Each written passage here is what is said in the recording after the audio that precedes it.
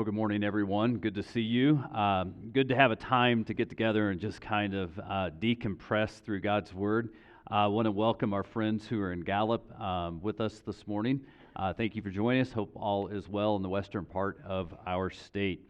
So, back in the 90s, that is actually quite a long time ago, but back in the 90s, one of the bigger movies of that decade was Forrest Gump. And there is a scene in this particular movie where Forrest decides to run, and he runs across to one coast and then to another coast and back and forth and back and forth. And he reaches a point where he says these words, "I'm pretty tired. I think I'll go home now." Now, I actually like what he discovered at that moment because number one, he realized when he was tired, but number two, he knew what to do when he was tired. So let me ask this question here today. Are you ever tired? I think most of us probably say yes. In fact, already happened probably 3 or 4 times this morning. How are you doing? And somebody says, "I'm tired." Anybody get that? In fact, I hear that over and over and over. I think beyond physically tired, I think a lot of times we deal with being emotionally tired.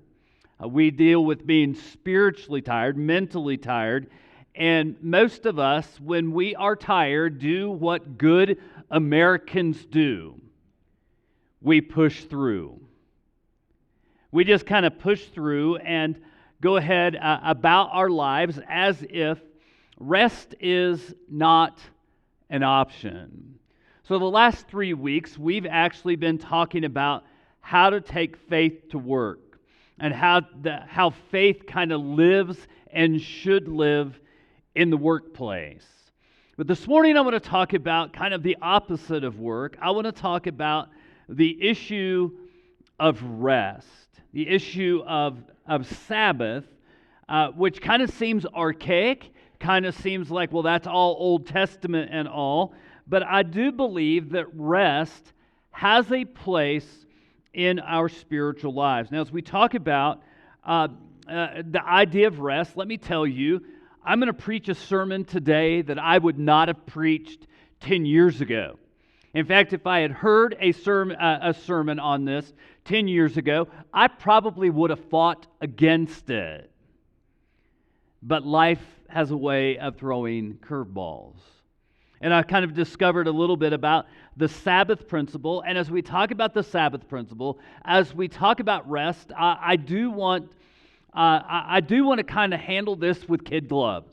I do want to say that in my own life, I kind of figured out what rest looks like after my kids were mostly raised. And those of you with kids, in fact, I can say this when my grandkids are around, it's just utter chaos. And being able to rest, well, sometimes it's like you're going to rest when they're older. And so you might be in a very chaotic, very busy time of your life. I also want to avoid legalism. When we talk about rest, we talk about the Sabbath. I want to avoid kind of that you got to do this or you're not a good Christian sort of thing, because there's Acts 15, there's Philippians 3, there's Colossians 2, there's the entire book of Galatians that kind of cleared it up on the issue of legalism in the church, and it can be such a cancer. But let me just tell you a little bit about my own life. I've shared this before. In 2018, I crashed. In fact, I crashed pretty hard. I actually sought out professional help because of burnout in ministry. But I was operating with 3 core values in life. Here are the 3 core values. 1, push through. 2nd, rest is for the weak. 3rd, I will sleep when I die. And that's kind of how I operated. And it wasn't good, but along the way, and while I was with a ministry counselor, she gave me a book called An Unhurried Life. And it absolutely changed my life, and that I was able to see a biblical perspective of rest. I'll even tell you that I am not a reader. And so if I read a book 2, 3, 4 times, that means it has made an impact in my life. And An Unhurried Life is one of those books that was transformative for me. So we're going to talk about Sabbath here today. We're going to talk about rest here today. And as we do, I'm going to tell you we're going to switch gears just a little bit. I'm going to tell you about a conversation that my wife and I had about her listening to sermons. I'll tell you that she has kept notes in the same Bible since we've been married. And so if you want to see where I preach a lot, steal her Bible for about 15 minutes. You're going to see a lot of notes in certain places and not a lot of notes in other places. But we were talking about that a couple weeks ago, and she said, I like stay in one passage sort of sermons. She said that it's hard to take notes in hop around sermons. So this morning, though, we're not going to be at stay in one place. I'm going to deviate from what I typically do, and we're going to hop around just a little bit, mostly in the Old Testament.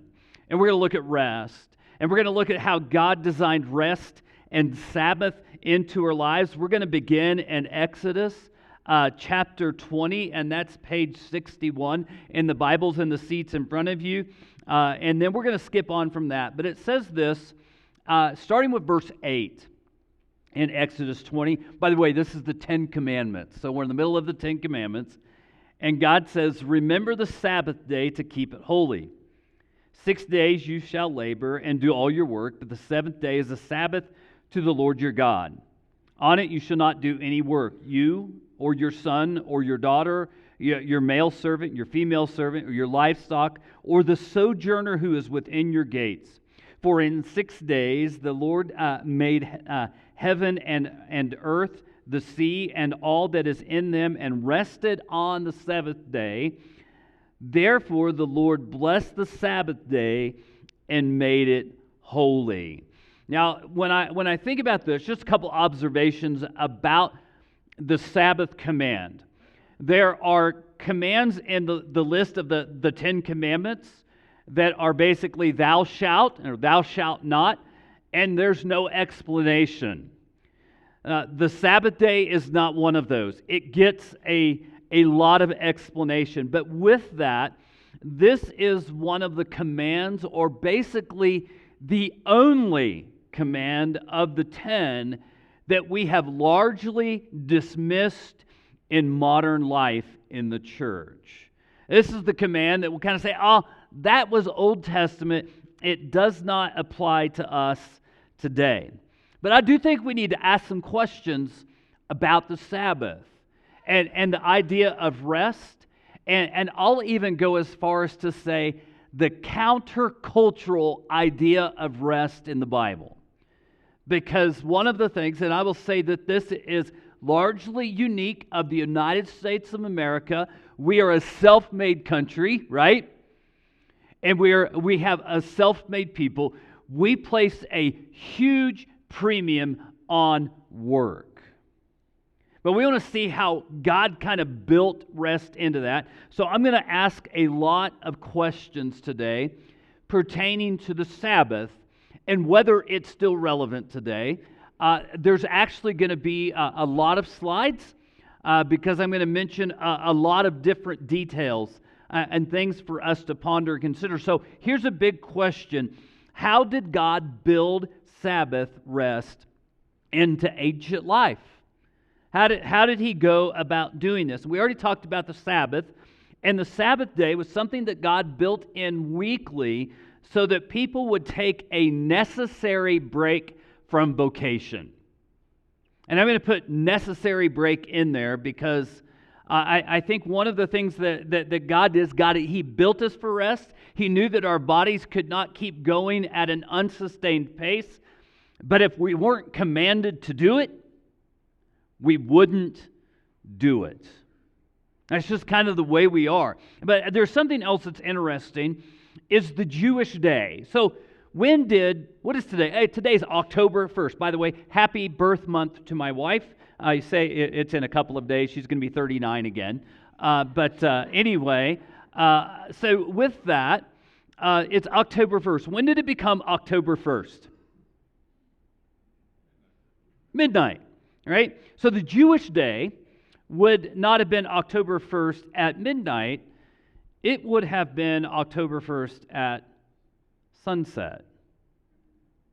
And so there's a little bit of a mind sort of thing that comes about here, that the day actually begins at sunset. And so kind of from a philosophical standpoint, you did not rest from your day.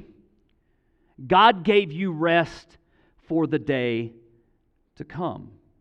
That was kind of the way the rhythm and how it was built into Jewish life. In Leviticus 23, though, God set aside 7 different feasts and festivals in Jewish life. Now, it's kind of nerdy stuff here, kind of Bible nerdy stuff, but there are 7 feasts or festivals.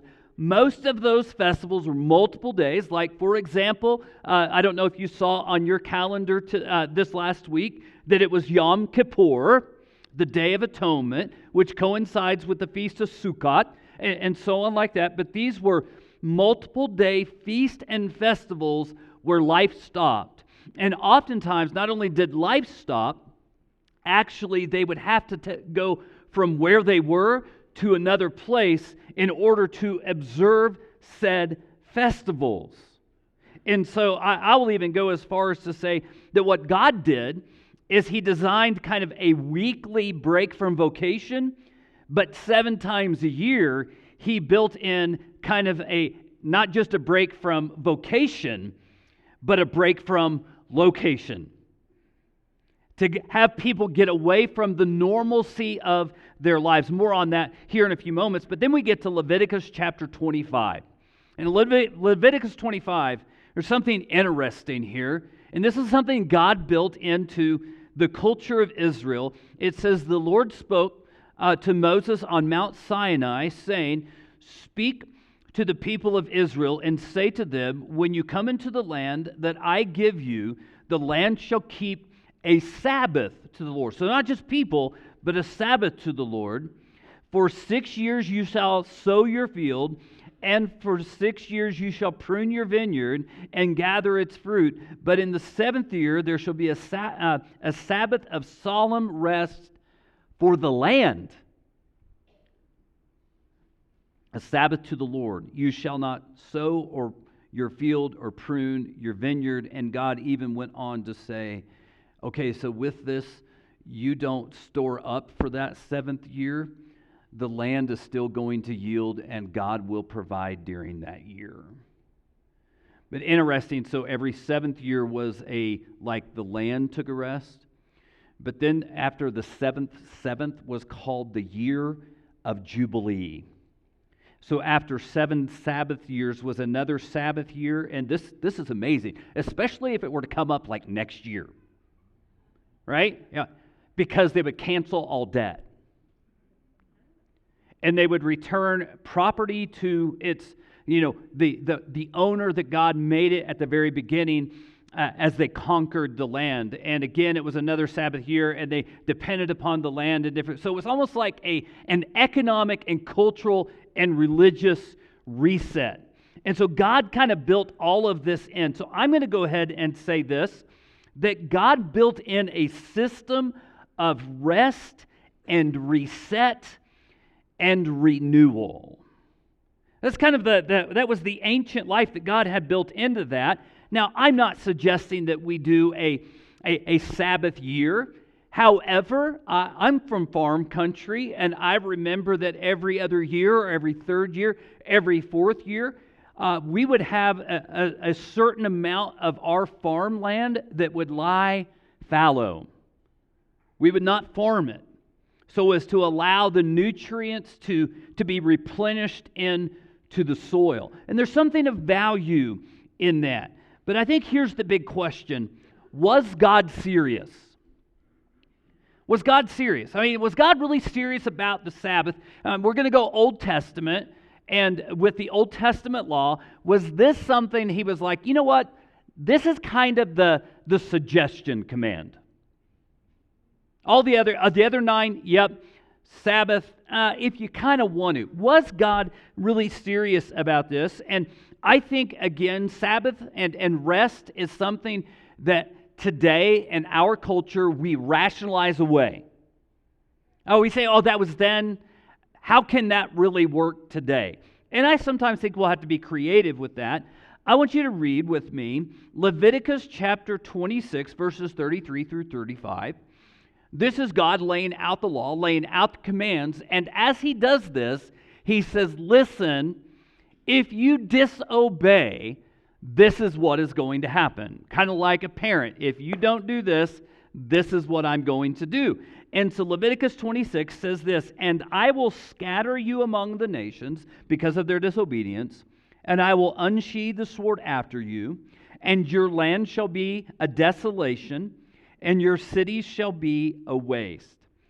Then the land shall enjoy its Sabbaths, as long as it lies desolate. While you are in your enemy's land, then the land shall enjoy its Sabbath. As long as it lies desolate, it shall have rest. The rest it did not have on your Sabbaths when you were dwelling in it. And so basically what God is saying is, if your disobedience grows to the point that you go into exile, you will be in exile long enough to give the land the Sabbath you never gave it. And that kind of blew my mind, because when you kind of go on to the book of Second Chronicles is kind of outlining kind of the history of Israel, and ultimately the exile that happened when Judah was carted off to Babylon. And this is what it says. He took into exile in Babylon those who had escaped from the sword, and they became servants to him and to his sons until the establishment of the king of Persia, to fulfill the word of the Lord by the mouth of Jeremiah, until the land had enjoyed its Sabbaths. All the days that lay desolate, it kept Sabbath to fulfill 70 years. So if you do the math, from the time of the settling in the land to the time of the exile was 800 years. And so by virtue of this, we could look at this and say that for 490 of those years, they did not keep the Sabbath. And so God says, you're going to be gone for 70 years. So guess what happens when they get back to Judah after those 70 years? They obey the Sabbath. In fact, they really were intent on obeying all of the law. And here's the interesting thing. As they became intent on obeying all of the law, they got into case law. You know what case law is? What happens, or how do we obey this law under this circumstance? And so what they began to ask is, what classifies as work? We want to obey the Sabbath, so what classifies as work? And they came up with, you can't walk more than 7/10 of a mile away from home. And so guess what they did? They created markers all throughout, like all the roads and so on, every 7/10 of a mile, to remind people how far they were walking. A woman was not allowed to look in the mirror on the Sabbath day. She might find a gray hair and want to take care of said gray hair, and therefore work. You could pick up a child on the Sabbath day because a child needed love. But if the child was holding a toy, you were not allowed to pick up said child. So they were really serious about obeying the Sabbath. And Jesus comes on the picture.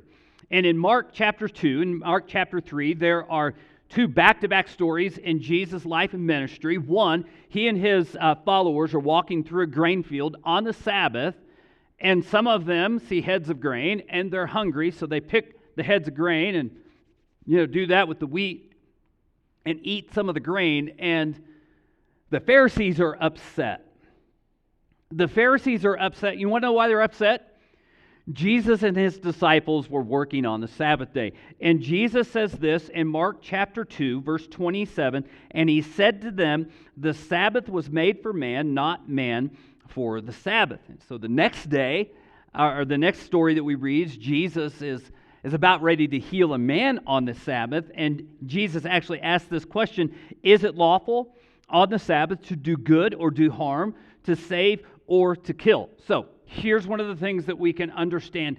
Jesus honored the Sabbath, but he let everybody else know that the way you're doing it isn't working. The way you're doing it is wrong. There's no heart to it. There's no relationship with God for that. So let's just ask the question, how was Sabbath for man?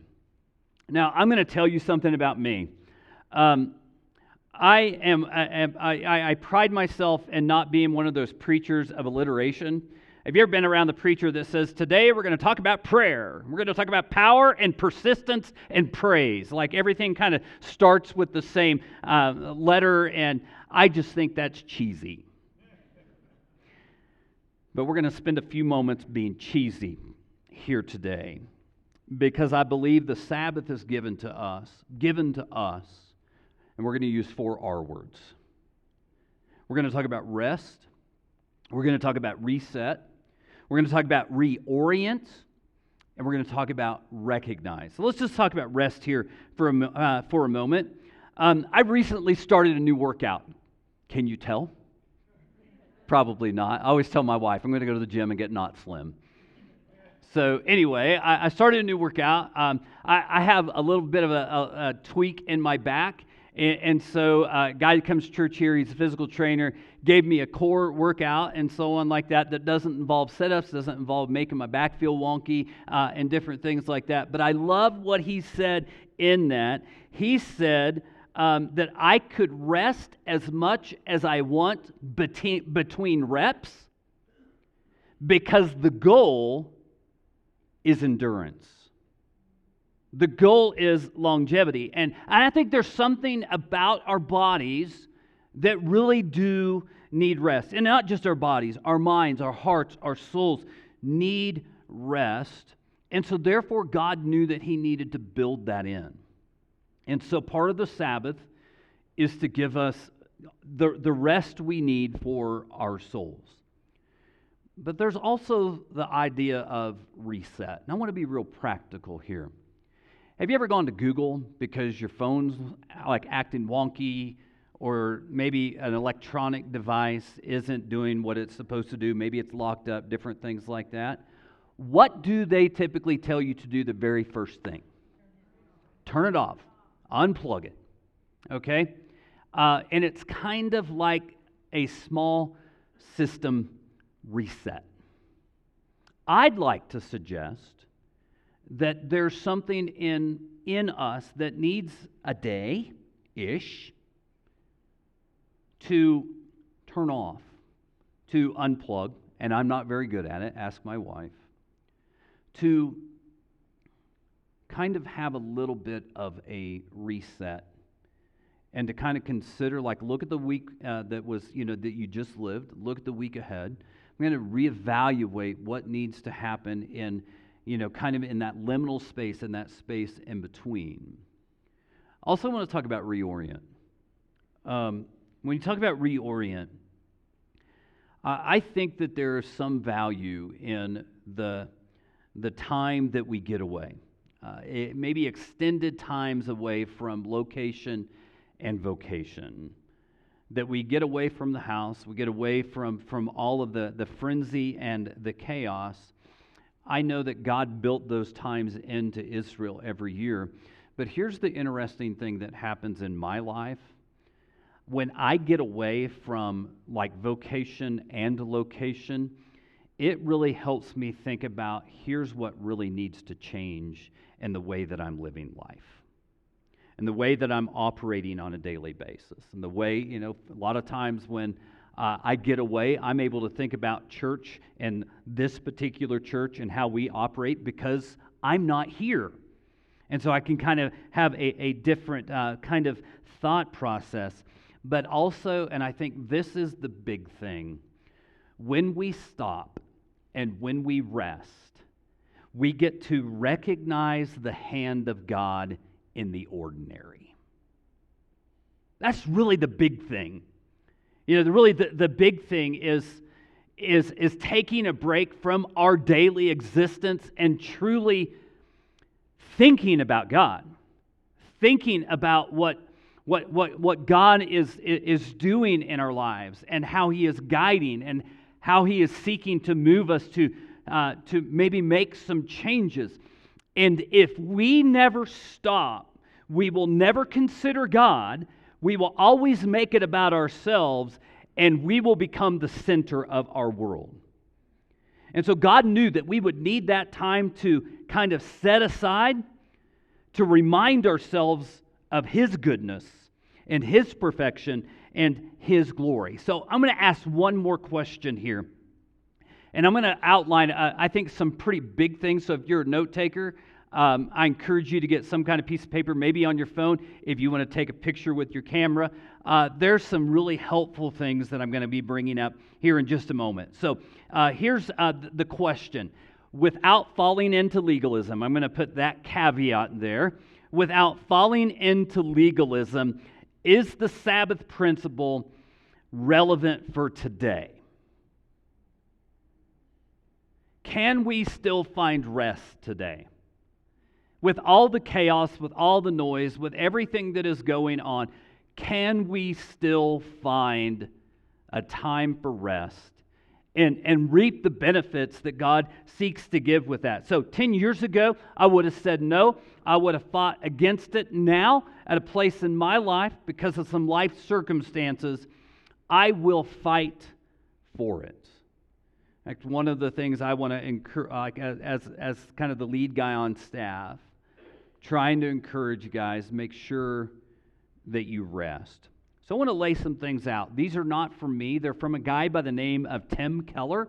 And I'm not talking Tim Keller, the mayor of Albuquerque.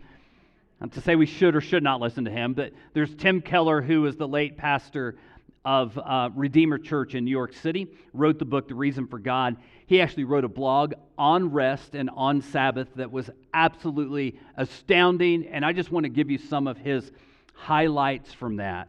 One of the things that he says is take time for sheer inactivity. A while back, somebody was talking to me about Sabbath, and they said the idea of sitting at home doing nothing all day just would drive me bonkers. And I'm going to tell you that's only a small part of the Sabbath, but I do believe that we need to recapture. In fact, I'm reading a book right now called The Divine Commodity, kind of how we've made church into a commodity and different things like that. But there is an entire chapter in our relationship with God on silence. We fight silence, do we not?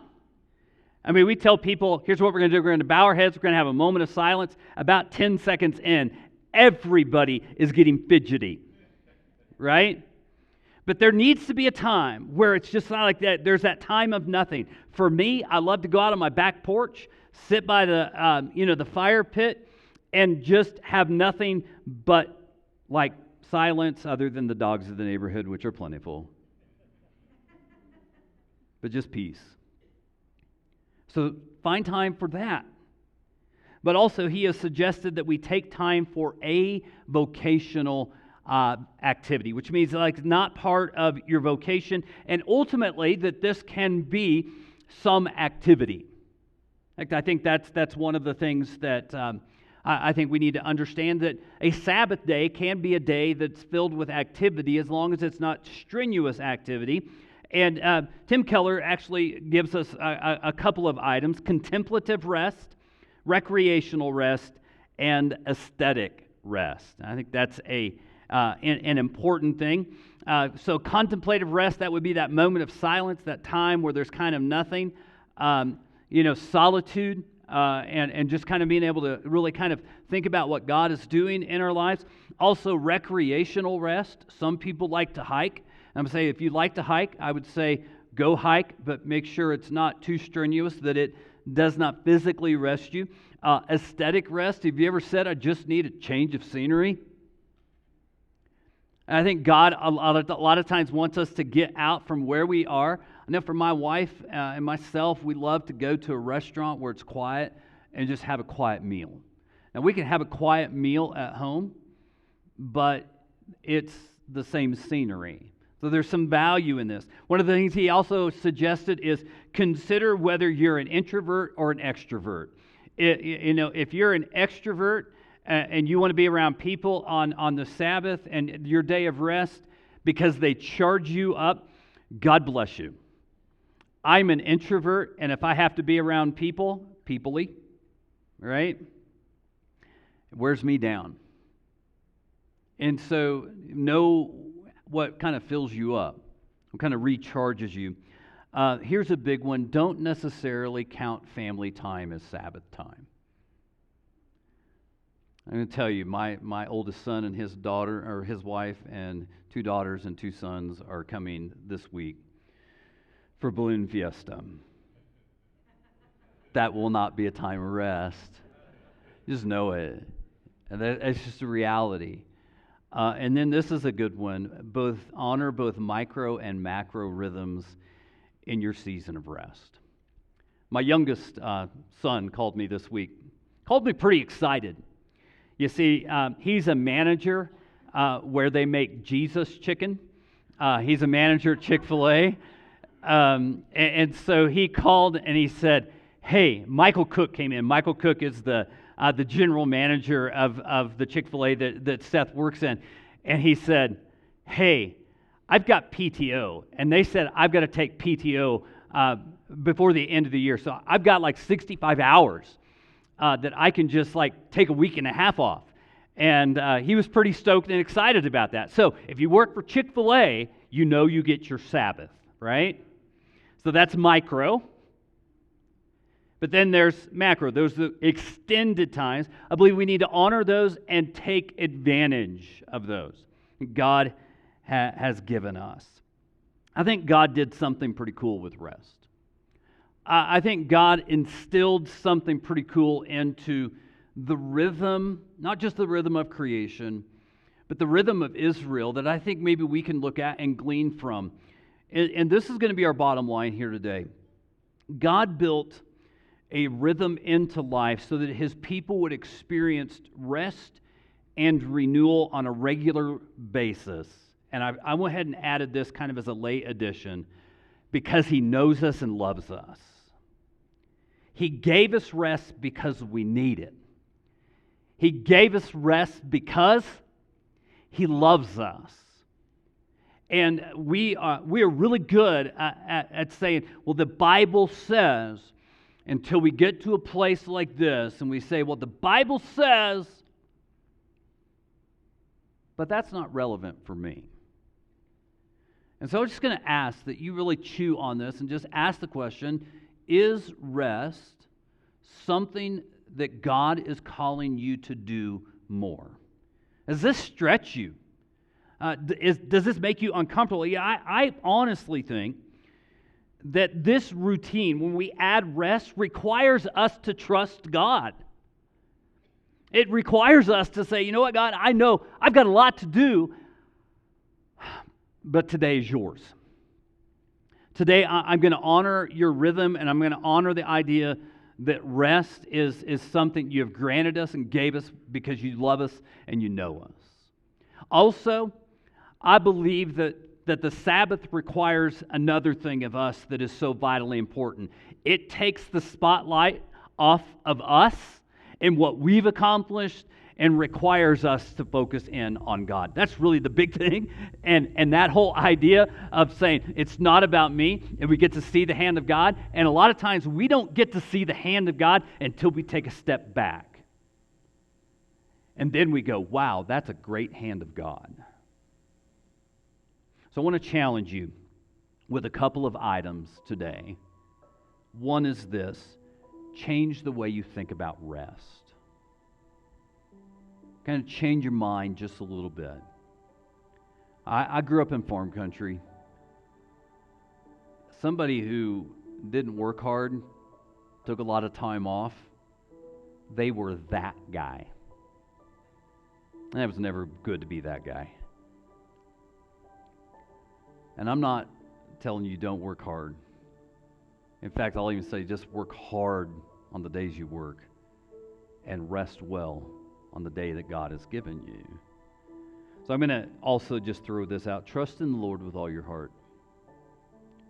I mean, Proverbs, we talk about that. Proverbs chapter 3, verses 5 through 8. Trust in the Lord with all your heart and do not depend on your own understanding. That would include probably the Sabbath here.